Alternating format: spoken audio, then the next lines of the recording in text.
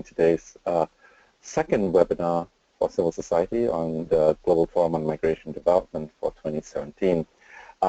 Today's webinar will focus specifically on opportunities for interaction between government, civil society, and the private sector. We have three speakers from these three sectors who will be talking to us about their thoughts and programs and plans for this year's GFMD.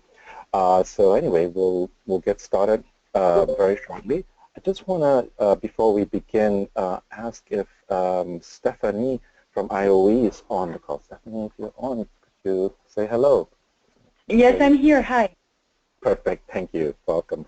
All right. Well, I think then we're going to go ahead and get started. We're a very full agenda today, and we're quite a number of people on the call, so we won't do introductions for each person as we did before. But so if I can just please ask everybody, when you do make an intervention, a question or comment or something like that, please introduce yourself first before your comment or question. The format will be quite simple. We'll have three presentations, but just one change from the agenda you see on the screen. After Ambassador Schmidt-Bremme presents his presentation, his comments, we'll actually take a round of questions for him specifically because he has to, unfortunately, have to leave us a little bit early, but welcome back, Ambassador. Very glad to have you back with us. So we'll have questions for the Ambassador right after his presentation, and then go to John and Stephanie, and then we'll again have a round of questions for them. So that's the only change in the agenda.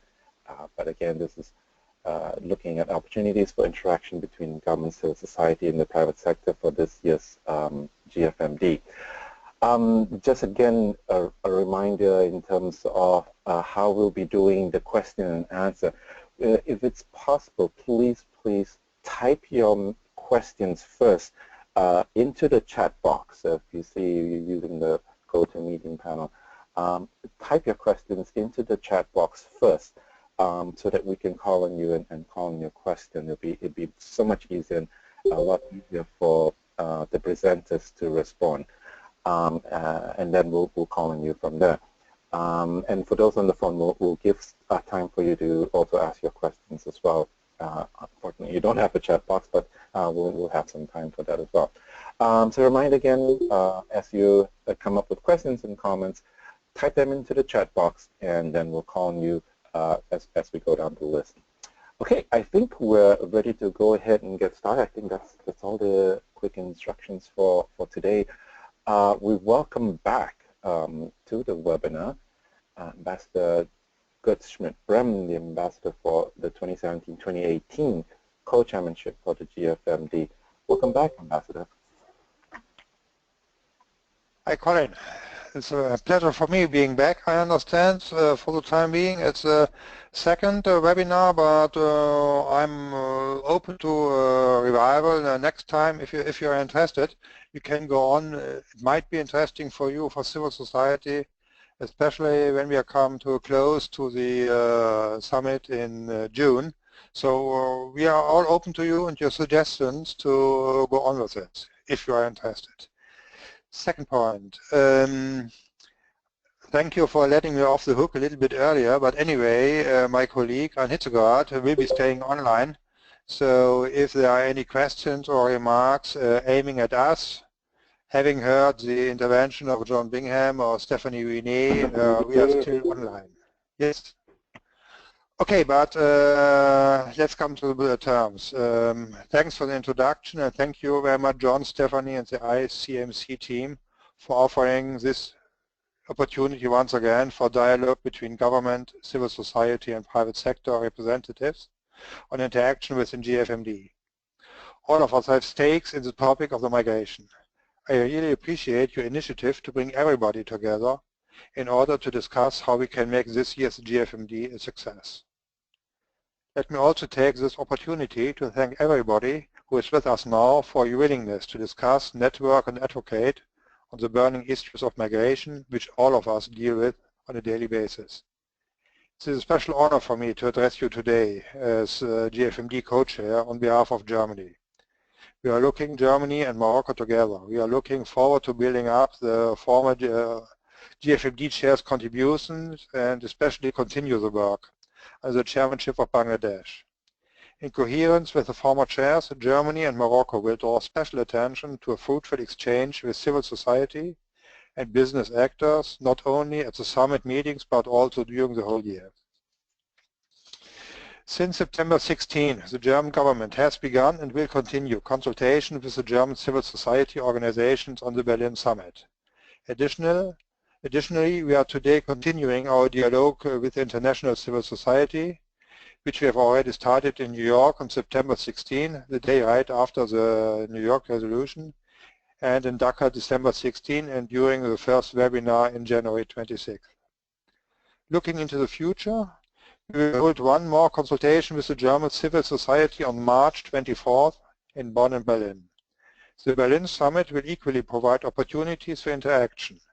Government representatives will meet from 28th to 30th of June, while the civil society days will start on June 29th and end on July 1st. During the webinar on January 26th, I already presented the roundtable topics. These cover three main policy areas: domestic policies, multilateral and bilateral partnerships, and, especially interesting for you, strategies beyond the state. The third policy area reflects our deep conviction that states need partners from the private sector and from civil society for a successful migration policy. In these times of unprecedented numbers of refugees and migrants on the move, we need to intensify our discussions and our exchange of points of view if we want to make a change. That is why we put strategies beyond the state on this year's GFMD agenda. At the first prep meeting, which we held in Geneva last week, we received broad support from other states for our thematic agenda. I perceive it as a success that strategies beyond the state will be discussed by states within GFMD. Australia and the Philippines volunteered to co-chair Roundtable 3.1, raising the global talent pool, harnessing the potential of the private sector for global skills partnerships, whereas Mexico and Canada offered to co-chair Roundtable 3.2, strengthening cooperation, enabling civil society contributions in migrant and refugee assistance and integration. The roundtable sessions in Geneva last week started with brainstormings on the content for the background papers. We are confident that the respective roundtable co-chairs will manage the process of writing background paper and preparing the discussions at the Berlin summit very well. The concept note of the Civil Society Days is usually linked to the Government Days agenda. We would be very happy to continue the discussions, particularly on the content of Roundtable 3.1 and 3.2 during Common Space and during the Business Mechanism meeting. The civil society component has become over the years an indispensable part of GFMD for entering into a dialogue on a par with government representatives. The private sector is relatively new to the GFMD community. Germany and Morocco strive for strengthening the business mechanism, and as I mentioned it in our first webinar, first and foremost I do see the business mechanism as the employer side. We want to have fair employment, so we have to discuss it with employers. So in order to become as integral to the civil society days, which have also evolved over the years until they became what they are today. Business actors will meet in Geneva on the 3rd and 4th of April, just before the second preparatory meeting, and at the Berlin summit in the afternoon of June 29th at the Federal Foreign Office. The exchange with civil society during Common Space will take place the next day on June 30th. You see that we paid attention that there's enough time in the summit program for interaction of government representatives with the private sector as well as the interaction with civil society. We will also have a reception with all three components of GFMD together in the evening of June 29. We have started our discussions with business actors on content for the sessions. Stephanie Winet will give you some insights on where we stand during her presentation. As I mentioned, Common Space will take place on June 30, 2017, which is the last day of the government days. We will have around 700 participants, 500 government representatives and 200 civil society representatives. We will host common space at the Federal Foreign Office where the government days take place. The day will consist of a mix of plenary sessions and breakout sessions. We will make best use of the rooms available in order to offer smaller and bigger sessions. We have had a brainstorming with the ICMC on possible topics for the sessions. The overarching topic will be very probably deal with the content of the Global Compact on a safe, orderly and regular migration. I leave it to John Bingham to present the first ideas on how the day could be structured. We appreciate the tea-table format for discussions between government and civil society's representatives. This format invites a small number of people to debate on a specific topic for about 90 minutes. Thus, the group can get into a profound exchange of views, and differently to discussions with bigger groups, everybody has the opportunity to speak, react, and make their point. At the Berlin Summit, we will organize tea tables together with our counterparts from civil society. They will take place during the Common Space Day at the Federal Foreign Office as well. Okay, that's for the time. Now I'm open, looking forward to your questions. Thank you very much, Ambassador. So again, reminder to everybody, please do type your questions in, and then we'll call on you, and if you have any comments as well, do the same.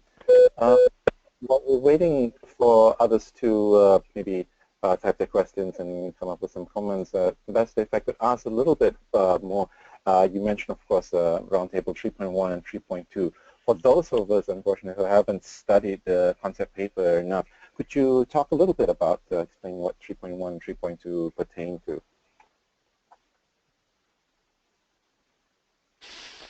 You see, after all, we made our experience during this unprecedented influx in 2015 that we cannot handle it alone without the civil society.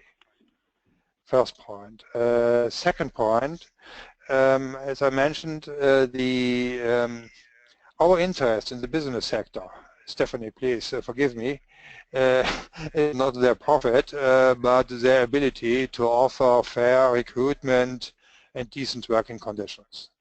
And in this context, we are looking, the issue is raising the global talent pool, harnessing the potential of the private sector for global skills partnership. You see, Germany is in need, is open for skilled workforce.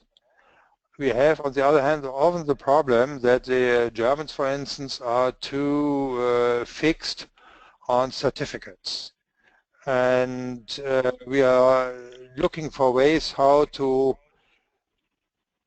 evaluate in a better form, for instance, qualifications, experiences, skills. Workers or employees bring with them, which they have earned during their work life so far. And in this context, for instance, we do need proposals from civil society and from the business side how to evaluate in a better and more streamlined form the qualifications, the experiences the migrant workers bringing to a developed country as it is Germany. Second point, strengthening cooperation, enabling civil society contributions in migrant refugee assistance and integration. It's not without some back thought that we are quite lucky that Mexico and Canada are sharing this round table, given the big neighbor both of them have. This will, in our idea, but it will depend on Mexico and Canada, of course, take insight in the way how diaspora communities can help to integrate the migrant workers. You see, it's a German approach. We don't look for a migrant worker just to push him out after 2 or 3 years. Those who are coming here are welcome as long as they are valuable member in the labor market, earning their social security, their pensions, By the way, that's one of the reasons why we will take quite an importance to the portability of social security systems. So let me just stop here, yes. Thanks very much, Ambassador. I think we've got some questions, so we'll start jumping into them. But first, just a reminder for those who are calling in by telephone, could you please use your telephone microphone mute button to mute yourself? So a little bit of feedback. Appreciate that if you could do that. But I think we'll jump to Stefan. Thank you for your question. I mentioned that might be best if we wait for the next round of questions after John and Stefanie have presented themselves, and then they could probably answer that question. So we'll jump to the next question, I think, from Thomas. And Thomas, thank you for your webcam already. Thomas, go ahead and please do introduce yourself and where you're calling from.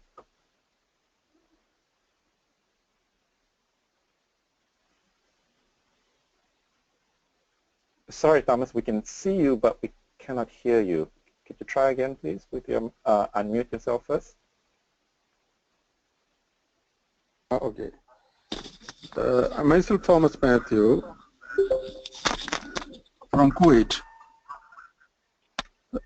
working for SIMS, Center for Indian Migrant Studies, as Gulf Coordinator.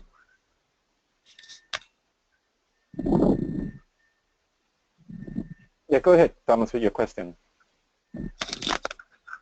The question already I have put it. This is in this wake of the new U.S. President's election and his new policies regarding the migration and refugees. How far it is possible for this our last Bangladesh agenda to work out for the global compact on refugees and migration? This is my question. Okay, Thomas, yes. First, I haven't received a tweet so far and don't fear being fired.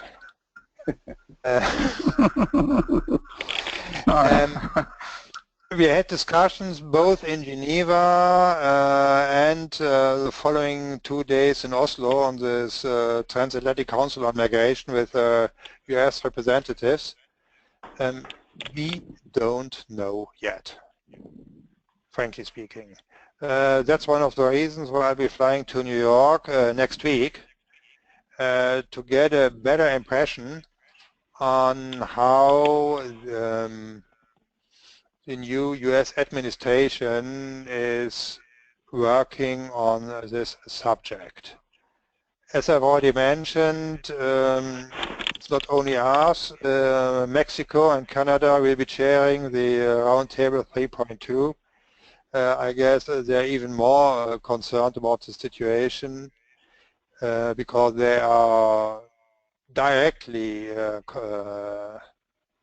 struck by the development. For instance, as you may know, Canada introduced the visa-free travel for Mexicans to Canada. So what's the worst of a wall being built in the on the southern border of the US, if Mexicans at least could fly to Canada and enter via the north? So maybe another wall will be necessary. So you don't have, in my opinion, so far a consistent policy in these issues. As long as the Global Compact on Migration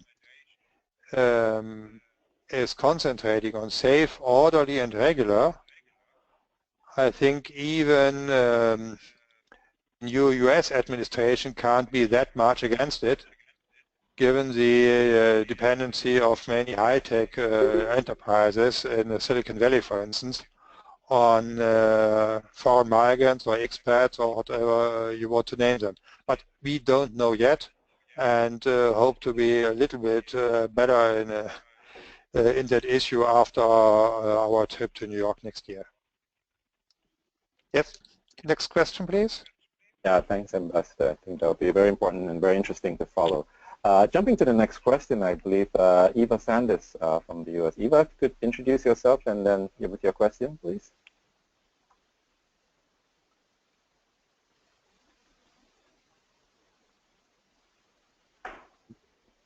Go ahead, Eva. Sorry, I'm technologically incompetent. Thank you for this. Just want to know whether I'm from NGO Committee on Migration here in New York, where we snowed in.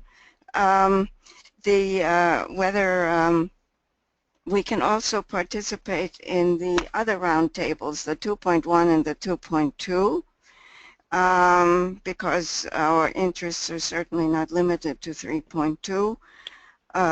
And the other is just a small request, whether would there be available a list of German NGOs that could be circulated to us with their emails. Thank you.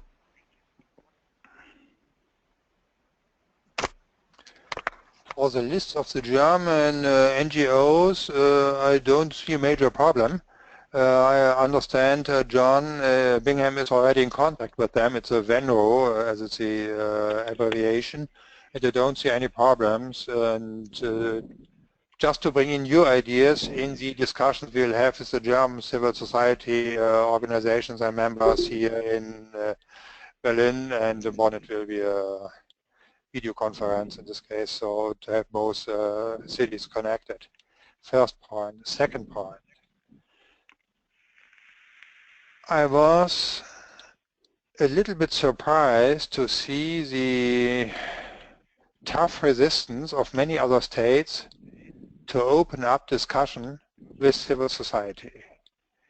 And I'm quite happy that we brought it safely and good over the stage, the idea of these civil society oriented roundtables 3.1 and 3.2. In my opinion, I'm not that sure, but it's a good idea to overstress now the point. Let's open the door with 3.1, 3.2. Let's convince the chairs of the roundtables, which are, after all, the masters of these procedures in the roundtables, to open it up. By the way, it's totally in the discussion of the different states to incorporate members of civil societies in their state delegations. So let's make some first steps. If we demand too much right now from the outset, I'm afraid that the GFMD steering committee and the friend of the forums will shut the door altogether. And that would be not in our interest, your interest, and the interest of the German chair.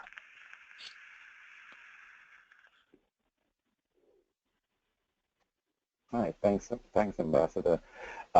Moving on to the next questions from Niels Utemolen. Niels, with your question about the trade unions, please.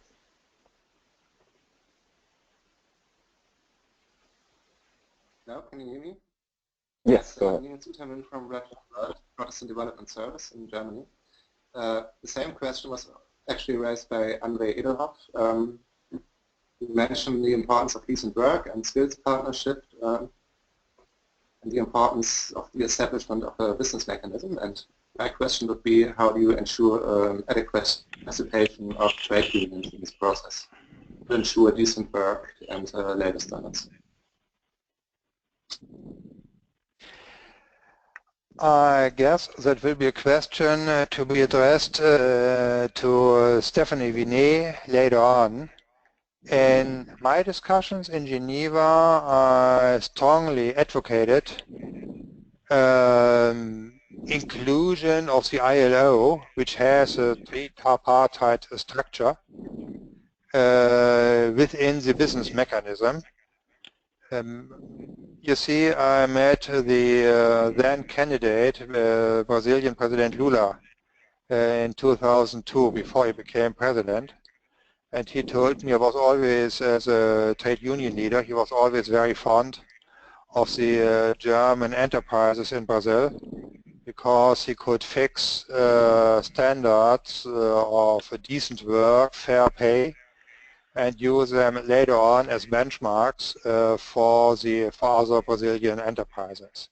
And in this context, in this spirit of cooperation that prevails in the ILO, for instance, I would welcome cooperation of the business mechanism and ILO in those issues that are open to such a discussion.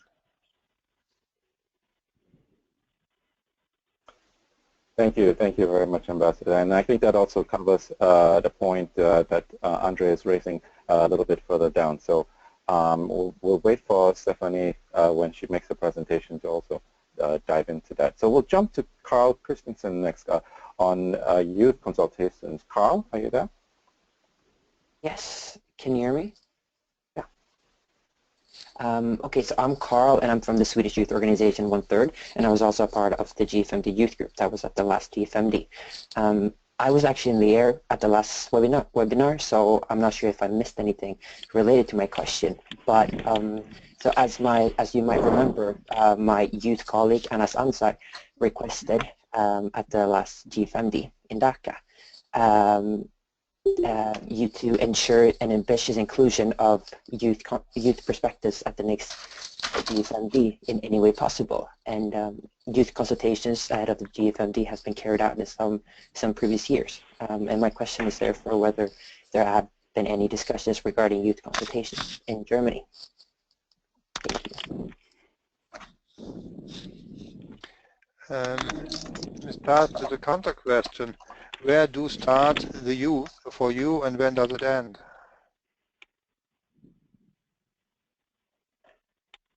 Sorry, I missed that.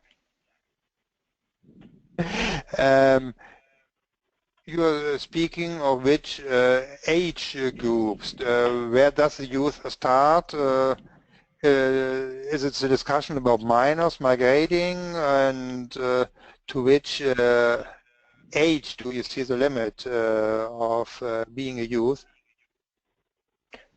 Well, in previous years, the one I was actually involved in, which the Swedish government co-organized, was for youth within the UN definition of youth, which is between 16 and 24 years old.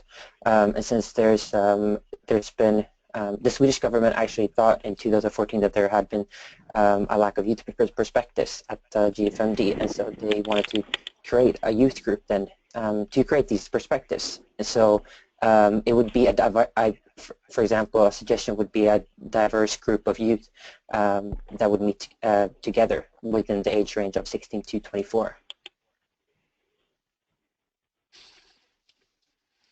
Our focus is on the skill potentials for migrant workers. And as I explained it in the first webinar, we have a special focus on the vocational training in the countries of origin, both for opening up chances in their state or in the region as an economic hub, as well, for instance, if they've learned German during this time, opening up channels for regular and safe migration to Germany. Those you have mentioned now already have such a vocational training or a university degree. In this context, we are discussing the point of acknowledging their certificates, and or they could be interested in the vocational trainings that should be or shall be and are being implemented with the German GIZ, for instance, in quite a number of countries. As the GIZ, Gesellschaft für internationale Zusammenarbeit, International Cooperation, is an agency being run by our Ministry of Development, which is closely cooperating with us on the whole project, and who are the major points of contact for civil society. I can imagine, and I would welcome it, if within the civil society and their contacts to the BMZ, Ministry of Cooperation, and GIZ, we have the voice of those young being interested in such a form of safe and orderly and regular migration, yes. Okay, can I just one thing?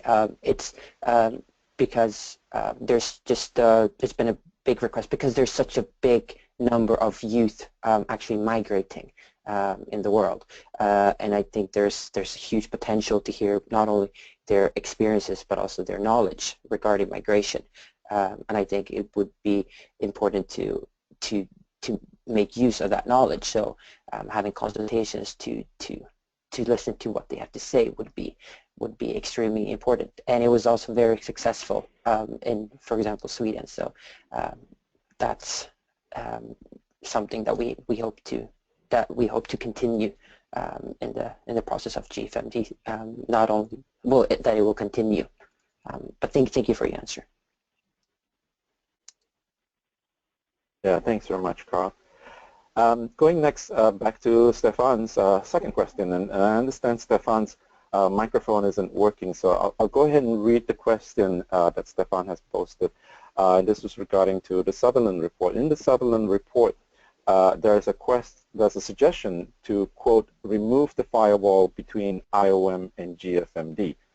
And as Stefan understands it, maybe even locating the GFMD Secretariat within IOM, which I think might already be the case. But will this be something that will be discussed in Berlin, Ambassador?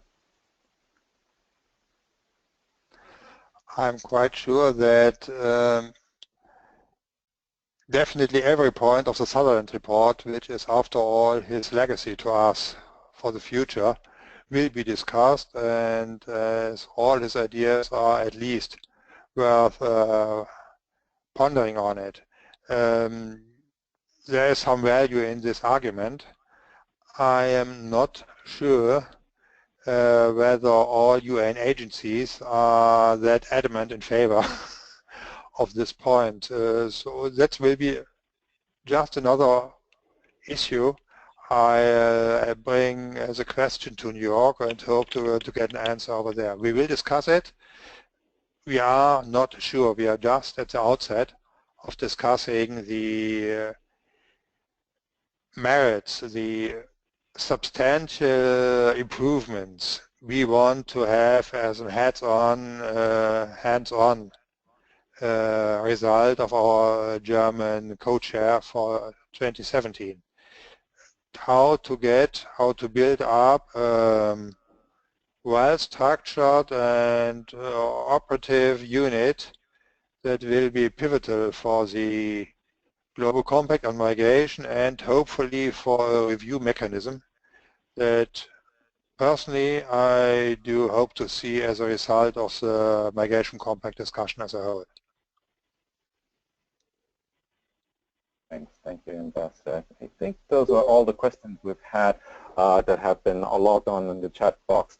Maybe we'll just open it up to those who are calling in by telephone. If anybody has questions, only the people calling in by telephone. One or two final questions before we let the ambassador go. Anyone, just unmute your phones, and if you'd like to go ahead and introduce yourself and ask your question, if we have any. Well, it sounds like we might not. So thank you very much, Ambassador, for that. I really appreciate you taking the time for us, and I know you have to run, and we thank Anne for continuing from your office, continuing to stay on with us for a little bit more. And Anne will stay on, no discussion about it. I'm sorry for leaving, but let's keep in contact, folks. Yep, okay, all the best to you. Bye. Appreciate it. Bye, Ambassador. Thank you very much. So next, we'll turn to John Bingham from the Civil Society Coordinating Office and Stephanie Winet from the Business Mechanism part to give their presentations from civil society's point of view and the Business Mechanism point of view in terms of how they see interaction happening for this GFMD. So we'll start with John first. Go ahead, John. Yeah, thanks very much, Colin. Thanks, and hello to everyone. I want to also thank the German ambassador and the team for agreeing to the second webinar, which makes 2 total that we've ever had for the Global Forum over the years. So it's a good step in, I think, the direction of interaction, which is the subject of our call today. Now, Carl mentioned a few minutes ago that he was in the air during the last webinar. Well, I think I was also, except that I was on the webinar and spoke too long, so I'll try not to do that this time. I apologize for it last time. So interaction, a subject we picked and asked the German ambassador to join us with on this webinar. It's probably the #1 concern of civil society in the Global Forum as a process, and for that matter has been since the first Global Forum in 2007. Interaction with governments. Let's just be clear, I think, that probably all of us would agree that nothing replaces direct interaction with governments, with our capitals back home. The Global Forum process is important for interaction, needs more, but nothing replaces the direct work we do before and after and always with our own governments.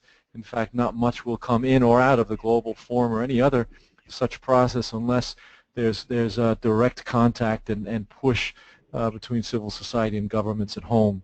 So there's a before, during, and after in the Global Forum process, just to touch on them. Before the big summit week this year in June in Berlin, there are special events that the chair and other governments organize to focus on specific issues. Civil society has always been invited to those events, not in huge numbers, but I've rarely, I don't think I've ever seen anyone who's wanted to go to those events blocked from going to them. Usually we get word of those events in the coordinating office for civil society directly from the government coordinating office at IOM, and we pass that word out through the Civil Society Steering Committee and civil society networks to look and see who might want to participate. Civil society sometimes participates in those special events, and we're talking maybe 2 or 3 a year, sometimes as speakers and often as full participants. During the summit, during summit week, there are 3 spaces for interaction. The first, of course, is in the civil society days. Our 2 days this year will be Thursday the 29th and Saturday the 1st of 29th of June and Saturday the 1st of July. This International Steering Committee of Civil Society, for at least the last 4 or 5 global forums, has always decided to invite all governments to participate in pretty much the entire civil society days program. Both days we've had, I think, maybe 20 governments on average come to participate, most of them only on the second day when we get reports back from the working sessions of the civil society program. In the last couple of years, the International Steering Committee and civil society partners have also decided to invite a handful of governments to actually speak as panelists and participate fully in our working sessions of civil society. Last year that was Germany and Germany and Switzerland and Bangladesh, and in the evaluations from half of the civil society participants in the civil society days, there was quite a positive assessment of that kind of participation, and in fact one of the biggest criticisms was that there needed to be more participation in the full civil society days by governments. Here civil society stepping up, I guess, and sensing if we can't get into the government days more fully or into each of the government sessions more fully, well then let's bring the governments into our sessions. Second space within the summit week for civil society interaction with governments is in the roundtables. Eva Sanders just asked the enduring question, is civil society going to be permitted to participate in all the roundtables in reasonable numbers or at all? And the answer seems to be, again this year, to this question we ask every year, that we civil society representatives may be invited at the discretion of the chairs, the government chairs of the government roundtables, you know, which usually happens here and there, when there's a sense there's a particularly, there's an expertise on the part of a civil society representative. So often it's academics, sometimes it's civil society practitioners. Last year in Bangladesh, one of us was invited as a speaker in the table on migrants in all kinds of crises. But that was a fair exception. Again, it's on discretion of the chair, even though we've requested again and again from civil society through the steering committee of civil society to be more present. 2 or 3 in each of the roundtables. You know, not trying to knock down, you know, every wall and sit in every chair, but in even a reasonable amount. And as the ambassador said, some of the governments, not all, have continued to hold out against that. The exception of Bangladesh, and one that I think the German concept paper is proposing to expand this year, is where last year in Bangladesh a fair number, 5 or 6 or 7 civil society representatives were invited to participate actively and even speak from the front in the roundtable for the business mechanism. And maybe Stephanie will talk about that in a moment. But that was somewhat of a breakthrough into the a formal session of the government table there. I would say that for this year's global forum in Berlin, roundtables 2.1 that talk about development in countries of origin and places from which migrants move, and roundtable 2.2 in the government program talking about return are of particular interest. I think Eva was talking about those. But when I mentioned that Germany seems to be expanding in its concept paper on inviting civil society actors and non-state actors to participate in the government roundtables, it is, as the ambassador mentioned, those roundtables 3.1 and 3.2. Stephanie will talk about 3.1 that's largely in the direction of, you know, business and talent pools and harnessing workers, I think. And then 3.2 is more on civil society working in migrant and refugee assistance and integration. As the ambassador stressed, again, that's up to the discretion of the chairs, who and how many they invite from civil society.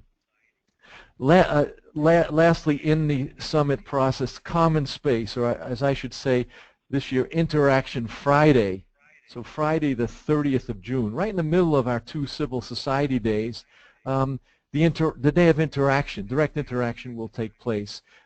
Primarily Common Space for most of the day, which will have 200 civil society representatives meeting with 500 government representatives on an agenda that we negotiate. That civil society negotiates through the International Steering Committee directly with the chair, working with other governments as well. Over the years, since civil society stepped up as self-organizer of our space in the Global Forum, we've quite productively negotiated agendas, meaning the subject, the format, the speakers and other participants in the various sessions of Common Space for every Global Forum, and we're happy to see that kind of spirit and that kind of a promise go forward this year again with Germany.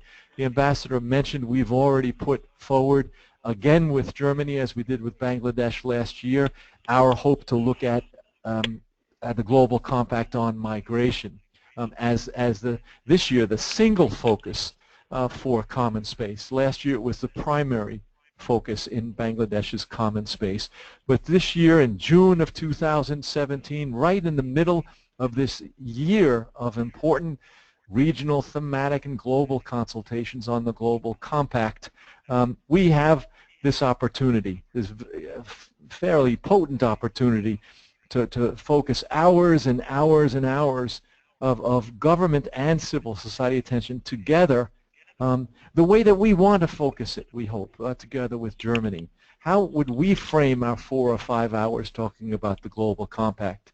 One of the proposals we've heard and have floated for initial consideration in the steering committee is to break out the maybe 3 parallel breakout sessions of Common Space into one session on what does safe migration mean, Another, what does orderly migration mean? And a third, what does regular migration mean? How do we as civil society look at that? How do we together with governments look at that in a year where 193 UN member states say we've got to figure out a compact on precisely those aspects of migration, safe, orderly, and regular. Again, conversations and thinking just started there. Second part of Interactive Friday, Friday the 30th of June, is the greater formalization of these T-tables that we started 2 or 3 years ago at the Global Forum in Sweden, did again in Turkey and last year in Bangladesh, where something like 5 to 7 civil society leaders from around the world sit together with 5 to 7 of the governments around the world, most active or most interesting to civil society, on one specific issue for 90 minutes in an informal conversation, roll up the sleeves, you know, off the record conversation. What do we care about? What do we see happening in this issue? Where do we go maybe together? So not the whole 200 civil society, 500 governments, but something like 7 and 7, and not the whole long agenda, but one issue. One of the most positively assessed features of the civil society organizing these past 3 or 4 years. Last, and the third part, you know, after the Global Forum, this year there will, especially this year with the Global Forum Summit Week in June, there will be Global Forum events in the second part of the year, the second 6 months. Already, I believe Morocco is talking about an event focused on climate change. There are other events that the governments and the government chairs will put forward as official events of the Global Forum process. Of course, all of this leads towards the Global Forum Summit in 2018, as well as we hope stand on their own as events of value and we hope progress. So with that, I'll stop. Thanks very much, John. We turn next to Stephanie Winet from the International Organization of Employers and the GFMD Business Mechanism. Stephanie, are you there? Yes, thank you. Well, thank you for giving us this opportunity to brief today on the work of the business mechanism.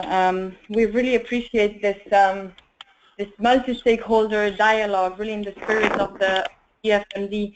And since it's our first participation in this webinar, I maybe just wanted to give you some background on this business mechanism, which was created in 2015 at the GFMD in Istanbul as a pilot, and then it was endorsed last year at the summit in Dhaka as a permanent feature. So it's coordinated by the International Organization of Employers, the IOE, and the WEF Global Future Council on Migration, and the office is hosted by the IOE in Geneva. And for those who do not know the IOE, it's the world's largest and most representative private sector business association. We have 150 business and employers organizations as members, and they come from 140 countries. And the IOE represents employers in the ILO. So what's the business mechanism? How do we operate? How do we work with all the GFMD stakeholders? What topics are we going to address? I think that's some of the questions I'd like to answer today. The business mechanism was created as a channel to bring the private sector's perspective to the GFMD. I think we discussed this last week at the Friends of the Forum meeting, that we see this this GFMD as a think tank, as a platform for multi-stakeholder dialogue. So we very much welcome the possibility for the private sector to be engaged. Our main belief, and this is how we started last year, and what and this drives our work today still, is that coordinated and well-managed migration policies are an essential part for a well-functioning labor market. Such migration policies are necessary to ensure the protection and promotion of human rights and employers have a stake in ensuring fair labor conditions and decent work for migrant workforce. And that's been touched upon before. We will work with this in mind. Employers have an ethical stake in ensuring that the communities in which they live and do business respect human rights, but the rights of migrants are far from being only ethical. There are also legal obligations, and they have an economic impact. So we'll really keep this in mind, and abuse of migrant labor, human trafficking, unethical recruitment, and supply chains that lack transparency can cause severe reputational and financial damage to companies. So we'll really keep this in our program for our work in this business mechanism. How do we work? I like to say that during our first year, last year, we operated as a startup. We tried to identify the role of business. We organized a business network ready to engage on migration-related issues. We shaped the business agenda. We raised awareness among the business world. The most difficult part, I would say, was to look for funding, because it's the most important part to ensure the viability of the pilot. So I think we just tried to organize ourselves and see where we wanted to go, what were the topics we wanted to raise, and organize a good constituency. And we started with an inclusive and transparent consultation phase with governments, with the civil society, and here John has been very helpful in facilitating this consultation process. We also had consultation with academic think tanks, international organizations, including the ILO, including the IOM. So our scope was really to take into account all parties' perspectives while refining the private sector's position on a business case for migration. We had 2 meetings last year with 2 main scopes. The first one being to shape this business agenda and to define the topics. And the second scope was really to start a dialogue with governments and the civil society and international organizations. At the summit in Dhaka, for those who were there, we organized a panel session with the participation of governments and the civil society, and we presented a business position paper, the business case for migration. And the paper is available online on our website, and it should serve as a basis for our future work. So this is a little bit how we started last year and why we started. And now this year, based on this, on the experience of our freshman year, we're going to structure the work of the business mechanism into focused work streams. We have highlighted 4 key policy issues, and we'd like to focus on those policy issues this year. And this is what will drive our work towards the summit in Berlin. So the first topic is the need for skills, workforce mobility at all levels. The need for labor migration and the integration of migrants in labor markets around the world is urgent.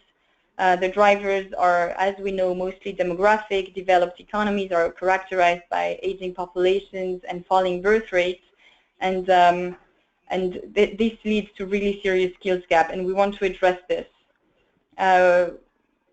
We really believe that migrants could contribute to diversity and bring new skills and help fill this gap that we observe and that we will observe in the coming years. The second topic is responsible recruitment. We see the recruitment process as the entry point for a migrant into the labor market, and we want to ensure that clear policies are established. So one of the main points being that, of course, no fee should be paid by migrants, and that the recruitment process be led in a fair way. Employers are already active in a large number of public and private sector initiatives that address these abuses. For example, we, the IOE and the IOM, the International Organization on Migration, we are working together to develop IRIS, the International Recruitment Integrity System, The ILO has also launched the Fair Recruitment Initiative, which aims to prevent human trafficking, promote safe migration, and reduce the costs of labor mobility. So we believe that we do need now to ensure synergy and effectiveness among this initiative. And in this specific group, we'd like to invite trade unions to bring their expertise and to participate to the debate. And we have invited trade unions to our meetings last year in New York in July, as well as in Dhaka. So we really hope to continue this collaboration because this is key for us. The third topic is the refugees' access to the labor market. We're looking at skills matching programs, education programs, vocational training. The business sector can provide employment opportunities, apprenticeships, tools to match skills and labor market needs. And to the extent that part of the problem lies in insufficient certification and of training and skills recognition, we do believe that the private sector can be an important partner. And then the final topic is the role of entrepreneurship in the cycle of migration.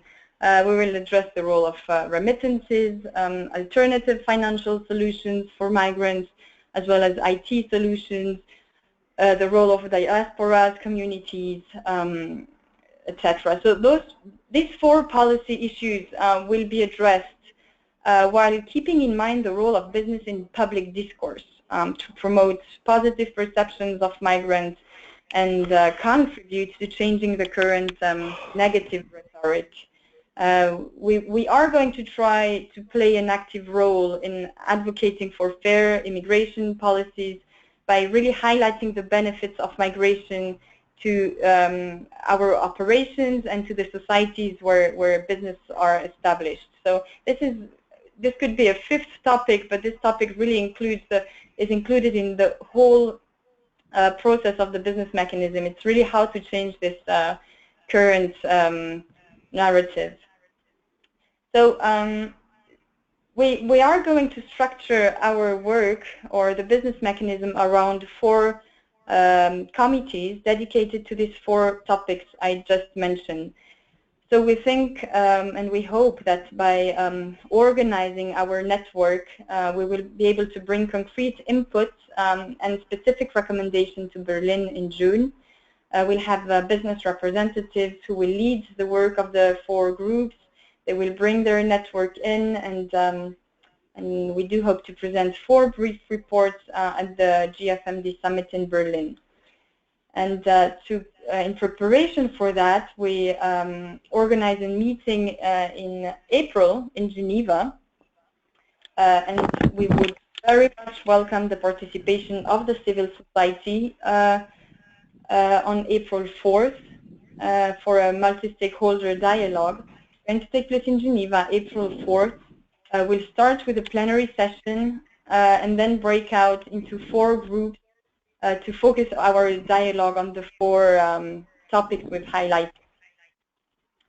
The format of the business meeting in Berlin, which will take place on the 29th of June, should be similar, which means a short plenary session followed by 4 breakout sessions. And we certainly hope that we will keep the close coordination with John to ensure that the civil society's participation is ensured in the meeting. As I said, last year the civil society came to our meeting. We invited participants to contribute to our discussions, and we really want to keep this multi-stakeholder dialogue and spirit. Then in Berlin, our participation is actually similar to the participation of the civil society, where, I mean, we're going to have a role in Roundtable 3.1 on the Global Skills Partnership. We'll work in close collaboration with other international organizations, with the IOM and the ILO. We very much welcome this opportunity we have to be part of a roundtable. It wasn't the case last year, of course. So I think it's a good opportunity for us, for all of us, to really contribute to the discussions. And of course, we'll be glad to contribute also to the common space discussions. I think we also had a good collaboration last year in this regard.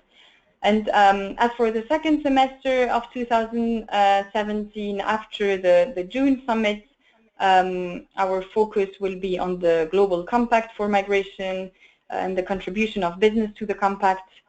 And we'll try to see how exactly what John said, how we could also bring our contribution to this Global Compact on safe, regular, orderly migration.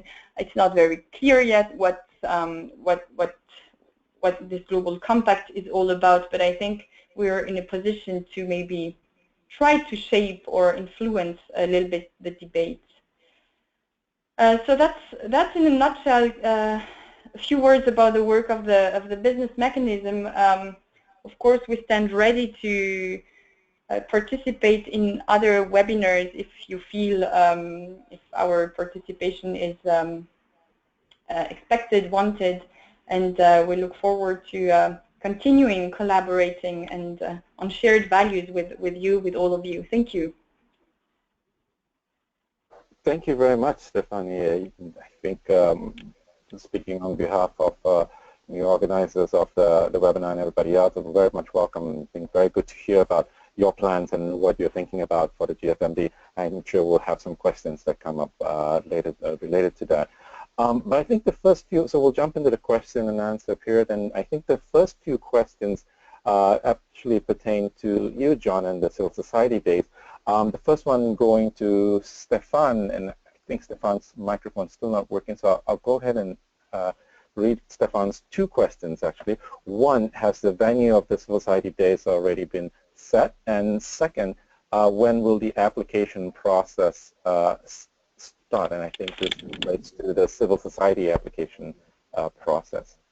So to you, John. Yeah, thanks very much, Colin. Thanks, Stefan. Good to hear you on the phone call, or at least read your good question. Yeah, the venue. So the venue for common space in the tea tables, yes, it's already set. That will be in the buildings of the Ministry of Foreign Affairs there in Berlin. The venue for the two civil society days on Thursday and Saturday has not yet been set.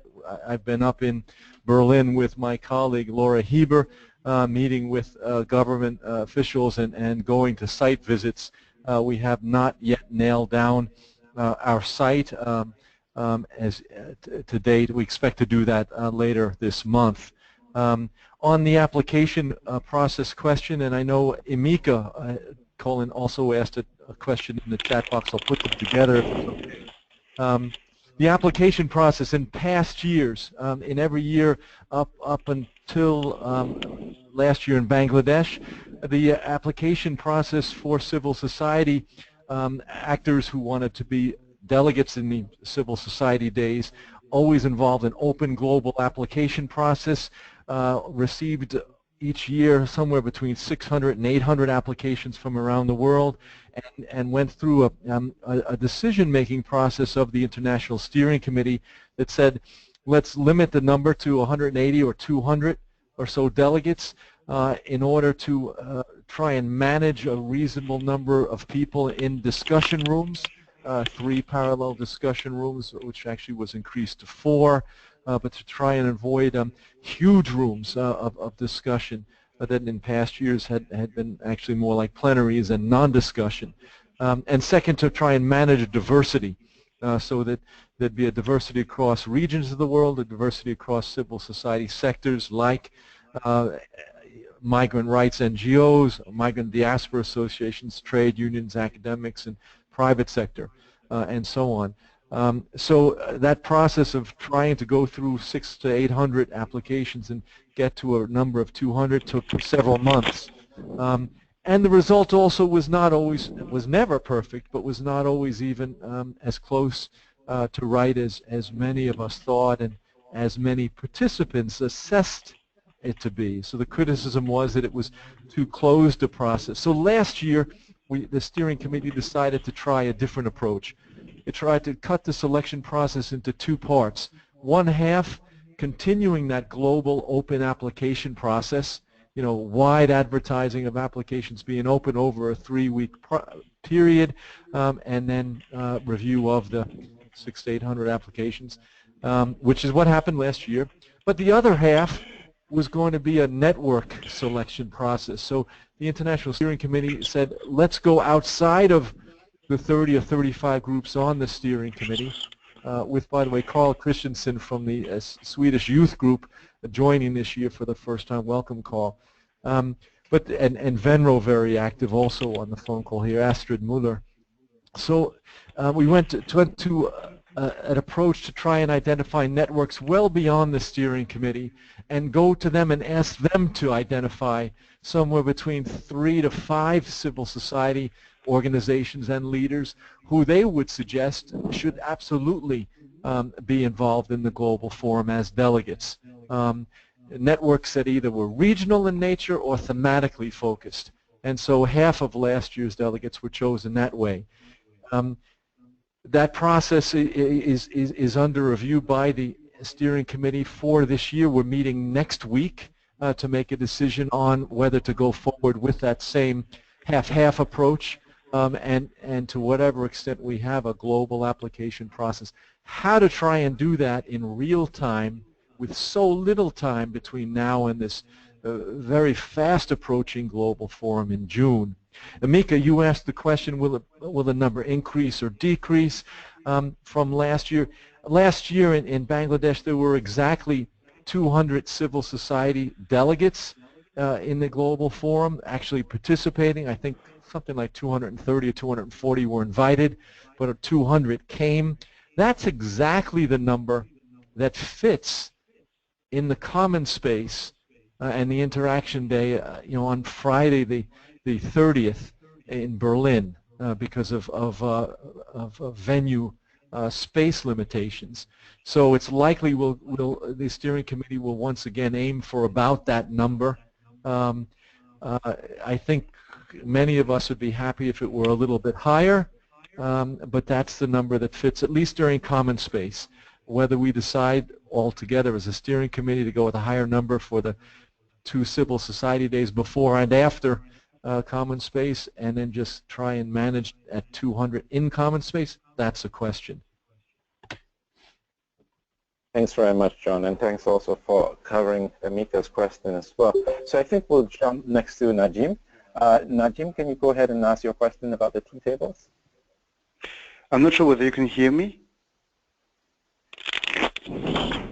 Yes, that Najim? Yes. Najim, again, can you hear? Oh, mic is not working. All right. We can hear you, Najim. Yes. Do you? Okay, I'm sorry. Yes, we hear because you perfectly. I additionally dialed in via telephone because I couldn't hear you. Well, Hello? the question is actually already there. Do you hear me? Yes, Hello? we do. Yeah. Yeah, Okay. Najim, and to the extent that question is to me, I can answer it if you can hear us. Yes, I do. Sorry for the confusion. I just, well, my question is already there. The participation of the tea tables. I just wonder how the selection procedure looks like. Thanks, Najim from Bertelsmann. Thanks very much for the question. Yeah, the biggest criteria is who likes tea instead of coffee, I guess. Just one answer. No, sorry about that. No, the tea tables, the idea of the tea tables in Bangladesh, they were lunch and tea tables. In Istanbul and Sweden, they were actually breakfast tables, always depending on what time of the day we held them.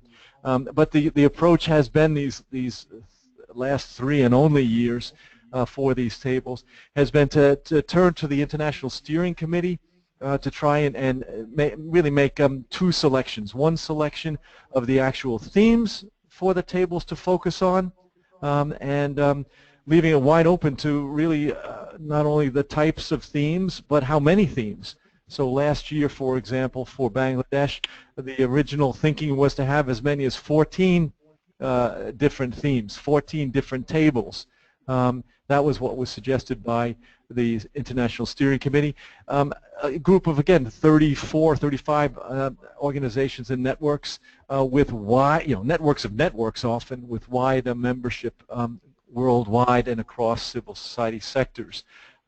So the steering committee members would think themselves what made sense for the themes and consult with others. So again, I won't say an unlimited list, but a very flexible list of themes. Second selection they make is to try and identify a civil society organization or sometimes individual who would take a lead for each table, which would take the responsibility for trying to identify other civil society organizations, again looking at a maximum number of between 5 and 7, and specific governments, 5 to 7 of them also, for this conversation on that theme. And that's the way it's happened these last 3 or 4 years, with always 1 or 2 of the seats at the table on the civil society side, at least 1, often 2 of the seats reserved for a selection that would be made during the Civil Society Day sessions that actually corresponded to that theme. So not all the seats would be filled before the Global Forum or by the steering committee or anyone else. 1 to 2 of the seats would be filled during the Civil Society Days, coming out of the roundtables or other not roundtable, working sessions or other civil society sessions that pertained. And that's the way it's worked. Again, it's a similar type of approach, and pain, and regret, I think, that we have the steering committee has had these last many years when we seem to decide each time, you know what, we have to set some limits, because as much as everyone might like to have everyone who wants to be at the whole Global Forum or at these tea tables able to be there, numbers affect the discussion. They can impede a strategic discussion. It's not about exclusivity, it's about focus. Yeah, thanks John. Very much. Thanks very much, John. Yeah. We'll jump back to another question by Stefan, maybe. Referring back to Bangladesh, there was a significant delegation from the PGA, the People's Global Action on Migration, Development and Human Rights. Delegation from the PGA that was invited to the opening of the Civil Society Days, and I think also the Common Space. Might this be repeated, John, again? Yeah, thanks, Stefan. If you could send your whole list of questions, that would be great. But no, very much appreciate them, because they're exactly where the steering committee has its discussions and meetings. These questions we put to the steering committee every single year. But just to be clear, there always is space in the Civil Society Days for PGA participants, as there always is space in the PGA Days for Civil Society Days participants. A lot of us who participate in either actually participate in both. Sometimes on the organizing committee, our man Colin Raja, who's moderating this call so well, was actually chair of the Civil Society Days. He also was international coordinator for the PGA. That cross-fertilization, that unity of purpose and focus, and very often message across the two processes of PGA and Civil Society Days is not just accidental. It's actually quite fluent, quite comfortable, quite natural, and I think all of us believe quite effective. So within the Civil Society Days themselves, there always has been a place for PGA to report, to participate in big numbers. This past year in Bangladesh, I think the number of participants who from the PGA who were not already the Civil Society Days delegates was about the same as it was in 2011 at the Global Forum Civil Society Days in Switzerland, when ICMC and others first stepped up to self-organize it. Our first impulse was to put us together, keep us together, reflect our messages together. As we go towards Germany, we've got this unusual space limitation of 200 maximum. We would have to figure that out, Stefan, and we would do that as a steering committee for the Civil Society Days.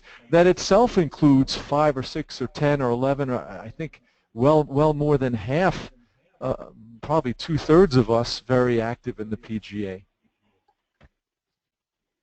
Yeah, thanks for that, John. I totally agree with that. Kind of going back to one of the questions that was raised earlier, space for interaction between the business mechanism as well as the civil society days participants as well. And maybe, Stefanie, coming back to you on this question, if you think there'll be opportunities for interaction between both of these sectors, the business side and the civil society side. So yeah,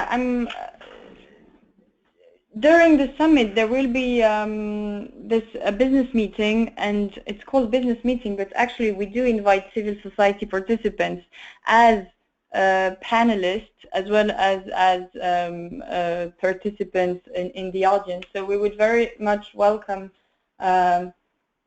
any civil society participants to our meeting in June, 29th of June in the afternoon.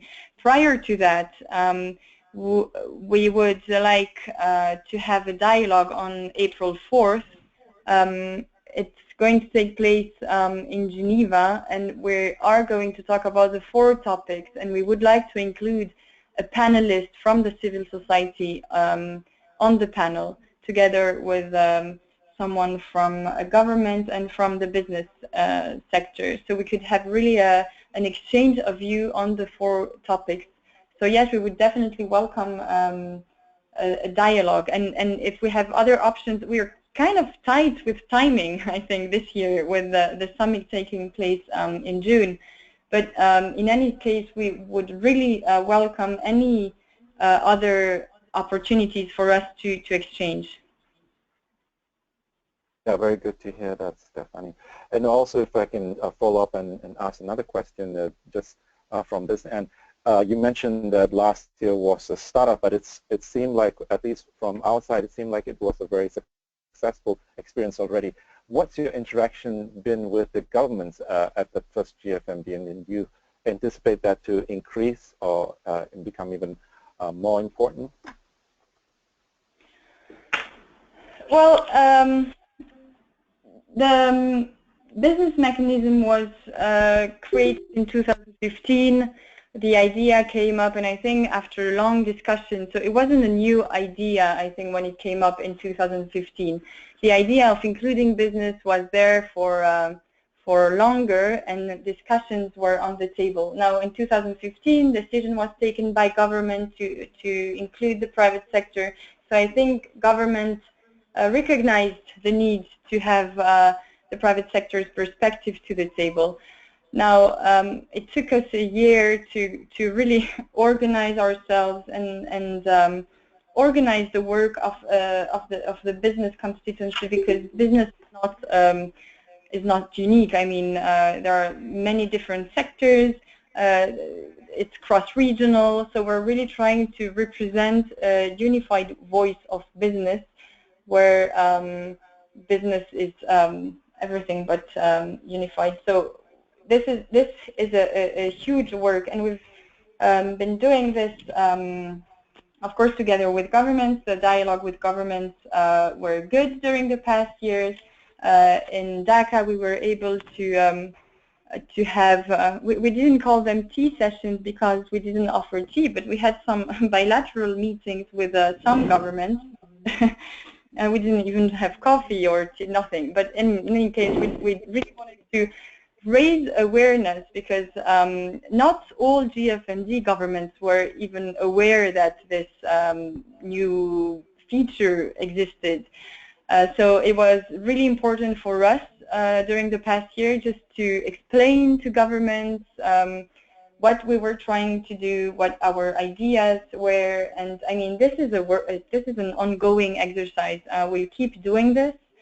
We'll keep discussing with governments, and of course with all stakeholders. Now, we're glad that Germany is very much supporting the business mechanism,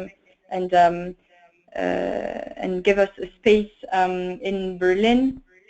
Now, we're not as well organized as the civil society network. We're not there, and the aim is really just to start and to to find our way and to see where this will eventually end, or how we can eventually contribute to all those debates and be really well organized.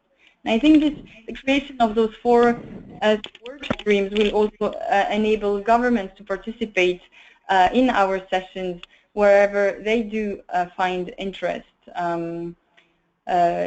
being on responsible recruitment or skills mobility. So that's a platform we'd like to offer to governments as well, for them to be able to be in contact with us through specific topics. And thanks, Stephanie. Can you mention again what will take place on April the 4th for the benefit of some who might have missed that? Sure. So it's, let's say, a preparatory meeting for us in preparation for the summit in Berlin. We'll start, the idea is really to have a multi-stakeholder dialogue. We'll start in the morning with a plenary session with a panel with representatives of government, business, and the civil society on the need. The general topic is the need for the public-private partnerships in the international governance of migration, with a view to contribute to the global compact on migration. So we'll have business, governments, the United Nations and the United Nations Agency, and civil society on a panel and discuss why it's important for us to collaborate and how we can streamline a little bit our contribution to the global compact.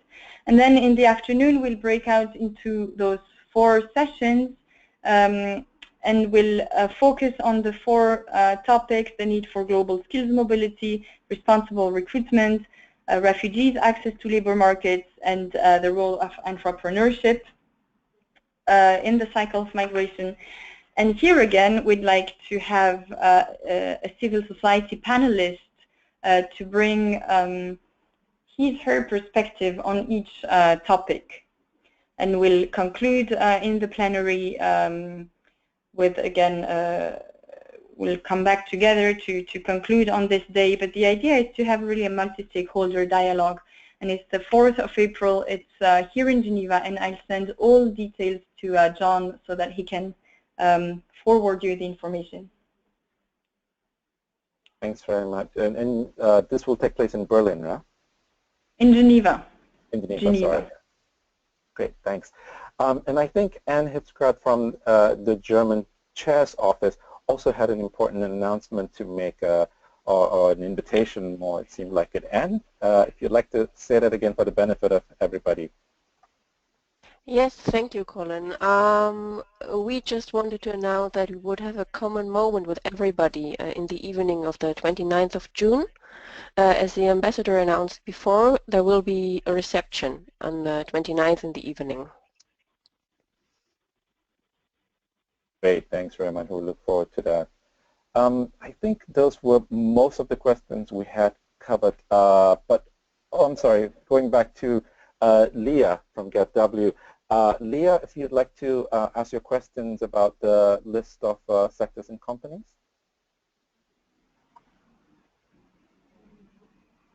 Hi, yeah, sorry, it's just the question that was in the chat box. I was wondering, I've seen the link to the GFMD Business Mechanism, so if it's there somewhere, I apologize, but the sectors and particular companies that are participating in the business mechanism. If there's a particular sector participating, is that the question? I was just wondering if there was a list of the sort of the companies and the sectors that they're involved in. If that's available, is that available? Is that public? Well, we haven't really a list of members, since it's not it's not a membership organization or mechanism. But we do have a list of companies who showed interest, either by coming to our meetings last year in Geneva and New York, or just by contributing to our work. I mean, I could share the list. It's not secret. I mean, we're representing a wide range of sectors. We have employers organizations on board. We have SMEs, as well as multinationals, of course, and we have companies from all 5 regions. So we really tried to have a broad spectrum. One thing I didn't mention, we made a survey last year to feed our position paper, and we were quite satisfied by the turnout of this survey. More than 210 or something companies, business organizations responded to the survey and contributed to the paper. So it's from all regions and from all sectors. So yeah. Thanks, Stephanie. And there's a question, I think, in the chat box from Mokini, maybe related to John. Any plan for side events during the GFMD? And I assume this relates to side events from civil society. Yeah, thanks, Colin. Yeah, just quickly, there have always been side events during the civil society days. The steering committee and participants have suggested very strongly in planning the civil society days and in evaluating them after, that the number of civil society side events be very limited. Probably the one most negative criticism we received in the evaluations from 108 civil society participants in Bangladesh was that there were too many side events and they were crowding the lunch period and the program was too packed. But even, I think that was about maybe a third of the delegates of civil society felt that way.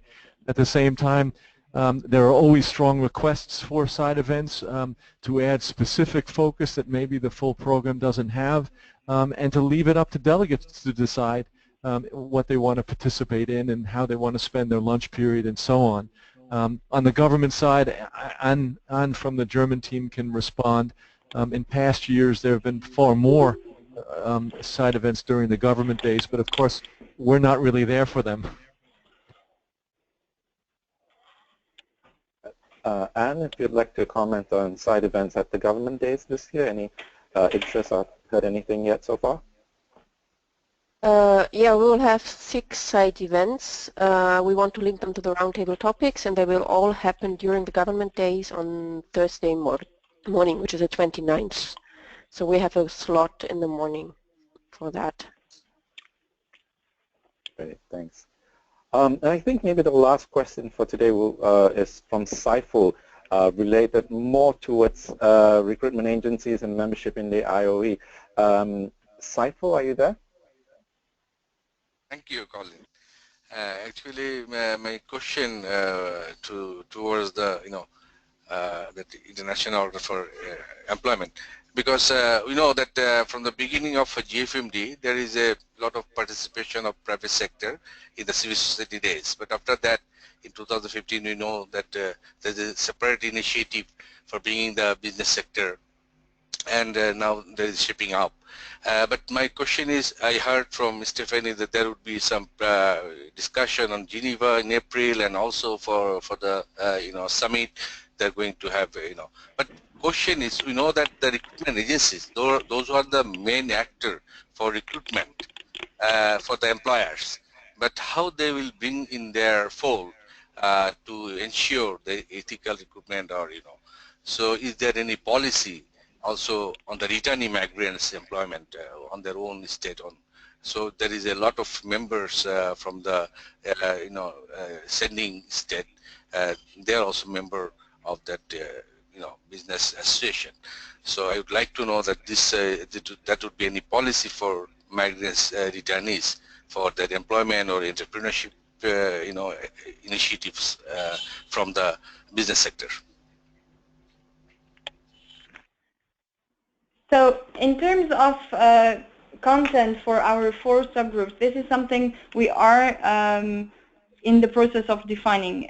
We have been talking about including the return management in one of the subgroups indeed, and it may be in the fourth, in the entrepreneurship subgroup, and that's exactly a fact.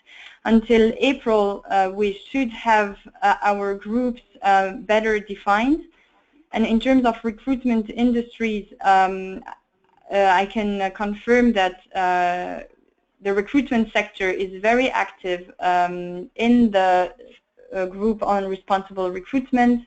They have provided input for our business position paper that we launched in Dhaka, and they have committed to engage this year again within the subgroup on responsible recruitment.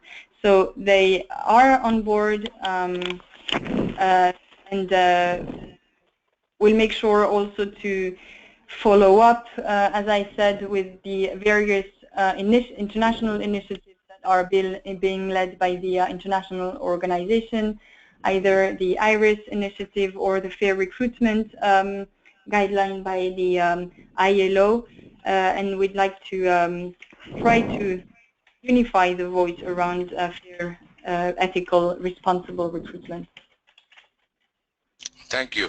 Because I am from Bangladesh, and there is a lot of people migrating from Bangladesh. So this is very important question for us. Mm-hmm. Thank you. Thank you, Michael, and thank you, Stefanie, for that. With that, I think we're come to the end of our webinar for today. Maybe I'll give 1 or 2 minutes to Anne, John, and Stefanie for final comments, perhaps starting with you and from the co-chair's office.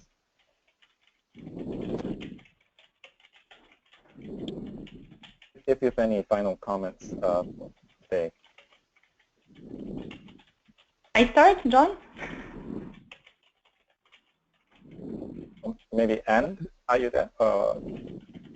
Yes, I'm here. I was waiting for Stefanie and John to come in first.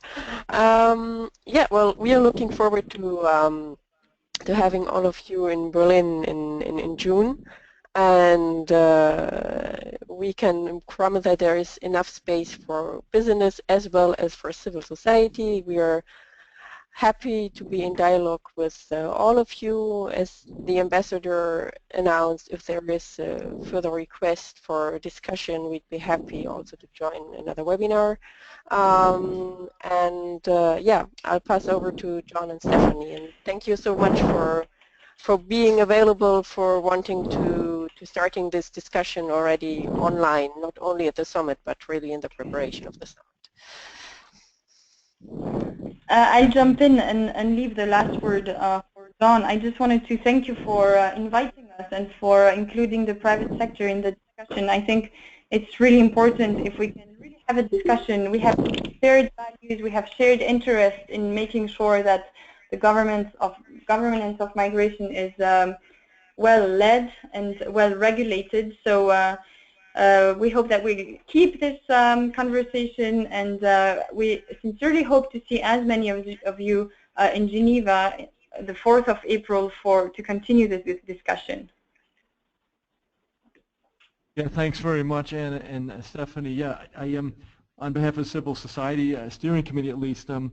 You know, thanks for calling, Stefanie. Thanks for calling civil society well organized before. That was nice to hear.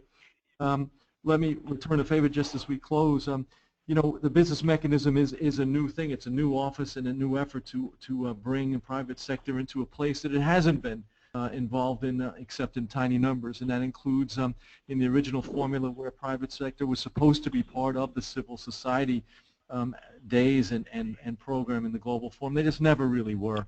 And I think at the steering committee level, and many of us thought it was a terribly empty chair, and we're happy to see an effort to try and fill it.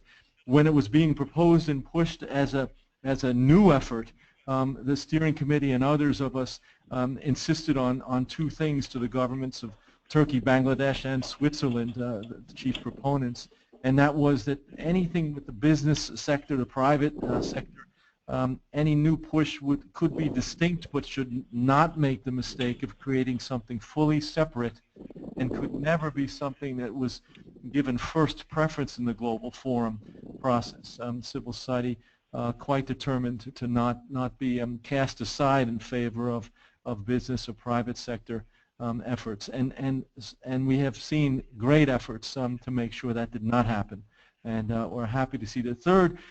The idea is to sit together, not just to watch each other, but to explore differences and also see where there's shared interest and common ground. And I think in Bangladesh in particular, the insightful question before and others, I think the 7 or 8 from civil society who were at the business roundtable were a little surprised and also quite energized to see some shared interest on treatment of better treatment of workers at all skills levels. That was a specific question and discussion in the roundtable, and ethical recruitment as an area for shared interest and common ground.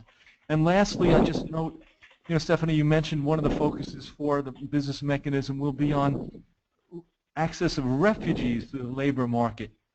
And I would just note, on the one hand, that there's tremendous work being done by ILO in that direction, including studies as well as governing body and other ILO conference attention. But it's also, refugees is fairly new for the Global Forum. It used to be that refugees was the one area that the Global Forum didn't want to talk about. So it's interesting to see the business mechanism introduce and carry forward what some of us think might be a fuller view of migration and development. So thank you for that. And thank you, Colin, for managing this webinar again this time. Thank you very much, John. And again, we'd like to thank Anne and Ambassador Schmidt-Bremme from the German Co-Chair's Office for 2017 and 2018's GFMD, John again from the Civil Society Coordinating Office, and Stephanie from the Business Mechanism. With that, we're done with this webinar.